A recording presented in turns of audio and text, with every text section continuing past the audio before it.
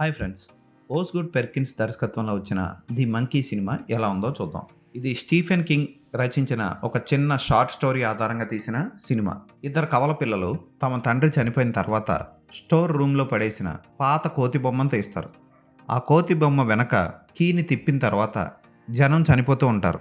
అయితే ఈ కోతి బొమ్మ వచ్చి కవల సోదరులైన హాల్, బిల్ జీవితాన్ని ఎలా తారుమారు చేశాయి. వాళ్ళు ఆ బొమ్మని పారేసిన తర్వాత కూడా 12 ఏళ్ల తర్వాత ఆ బొమ్మ మళ్ళీ వాళ్ళ జీవితాల్లోకి ఎలా వచ్చింది, ఆ తర్వాత హాల్, బిల్ ఇద్దరు ఏమయ్యారు అన్నది మిగిలిన కథ. సినిమా స్టార్టింగ్ కోతి బొమ్మను తీసుకురావడం, హత్యలు జరగడం, ఆ తర్వాత అన్నదమ్ములిద్దరూ దూరంగా వెళ్ళిపోవడం, ఎదిగిన తర్వాత మళ్ళీ ఎలా తిరిగి కలుసుకున్నారు అన్నది ఈ సినిమాలో మనం చూస్తాం.